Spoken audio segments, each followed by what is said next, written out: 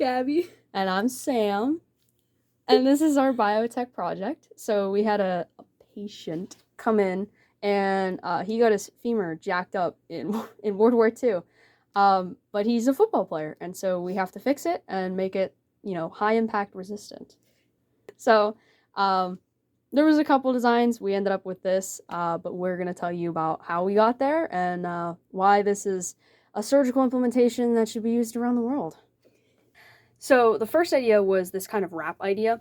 And at this point, we didn't realize we could nail anything in. And so our first idea was to have a wrap with little strings on the end, and you'd wrap it around and then use the strings to tie it and tighten it over the fraction.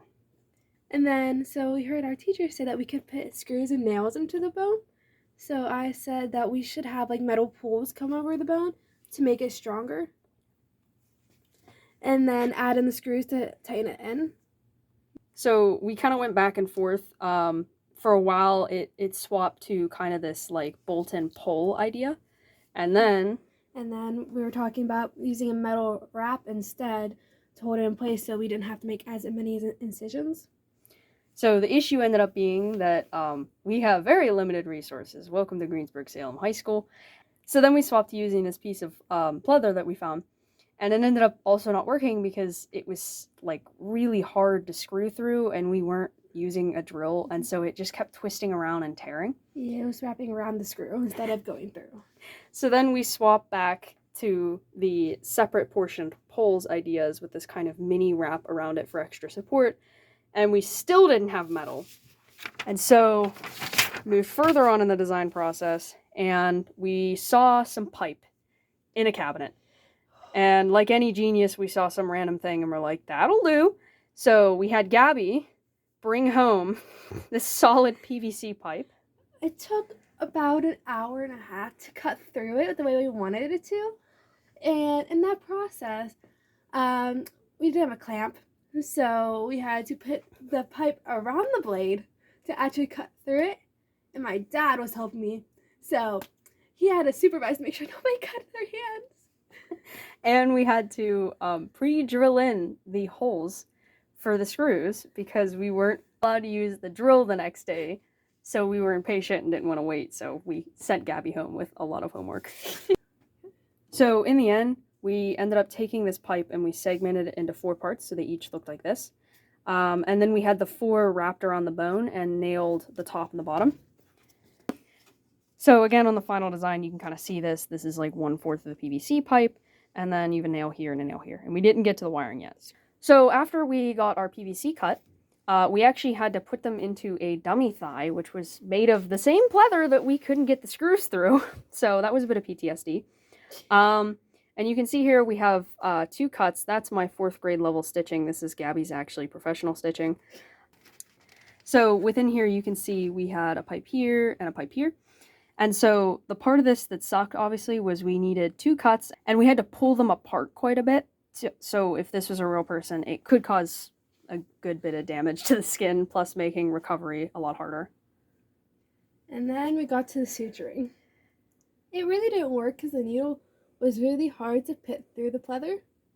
And then once we put it through the pleather, it would start bending, or it would break, or when I got through the pleather, and I went to tie it, it fell apart. So we ended up using a sewing needle, which is how we ended up with my 4th grade stitching on the back. And we left this one open because everyone was struggling with the suturing, and so it turned into just, it's fine. So, but it works out because now you can see how we got it in. And the nice thing about this was originally, because there was going to be 4 pieces, we were going to have 4 cuts, but that seemed a bit excessive. So we figured we could do 1 cut, and then, it would make screwing in everything a little bit harder, but we would just manhandle it a little bit and get 2 in 1 cut by putting them in at like an angle. So, but we do have a recording of that procedure, and so we are going to show that next.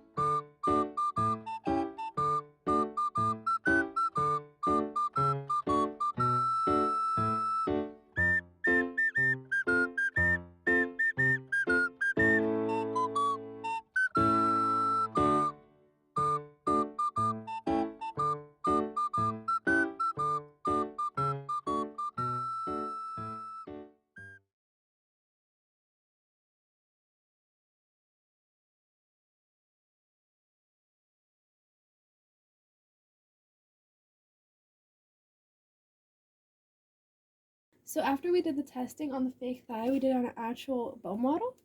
And so since it worked so well, we wanted to do the same thing, but we ran out of the right screws. So now they all look different. So yeah. So we tried to use the similar ones, but the second best that we found were these silver ones. But then we ran out of those. So there's just a little nubby right here. Yeah, we tried to find different screws, but then other ones were too big to put into the hole that I already drilled. Or they were too long and would cut through the bone. So there was a little bit of medical jankiness going on, but resources. So anyways, we do have a video of the test that we did with this, because the glorified idea for testing this was not anything scientific, but rather us expressing our anger for the previous suturing failures by throwing this down the staircase. It worked pretty well. It stayed together. So it didn't take any damage. There were no splits. There were no fragments coming off or anything. So we threw it down a staircase 3 times, and then just for fun, we dropped it down the entirety of the stairwell. So this is the video of that. Okay, go. Go fetch. Why you go down the stairs like that? Because I can. Is it alive? It's alive. All right, come back up. All right, trial 1. Success. That's what I mean, is like the data is success versus carried this many pounds. Yeah. All right, round 2. Try to throw it the same. Jesus Christ. Oh boy. This is our football player. Good? Yeah. For a second I thought it broke a little bit, but no, it's good. Okay. I just hear stuff like going around it because like the stuff from us filing it. Yeah. You know what's funny though? Our average is just going to be success. That's just our average. Average survived. All right, one more. Jesus Christ. All right, go get it. You know what we could do? What? Shits and giggles. Drop it over the railing.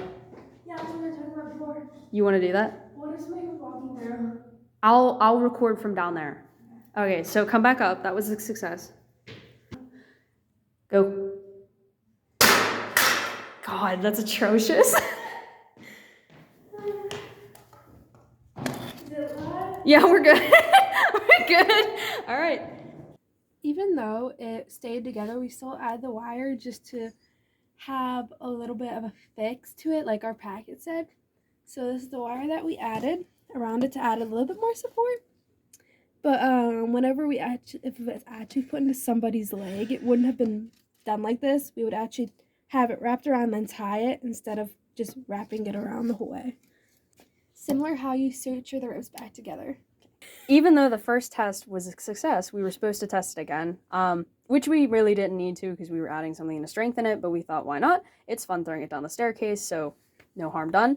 So we tossed it down the staircase again and dropped it down the stairwell again because it was funny. And this is the video of that. All right, so test 2, go ahead.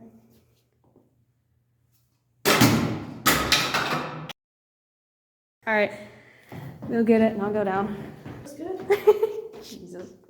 We're having fun with this. Everyone's mad about suturing. This is like our therapeutic experience. All right, go ahead. Is it good? Someone walked by the door right as you dropped that. Yeah, it's good. So this is how we got to this, and this is our final product. It's called 8-ball.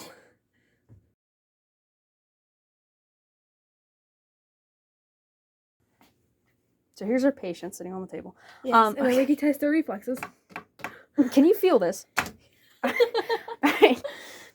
He looks a little dead. I don't know what maybe the absence of the muscles giving it away. Let me check his pulse. Okay.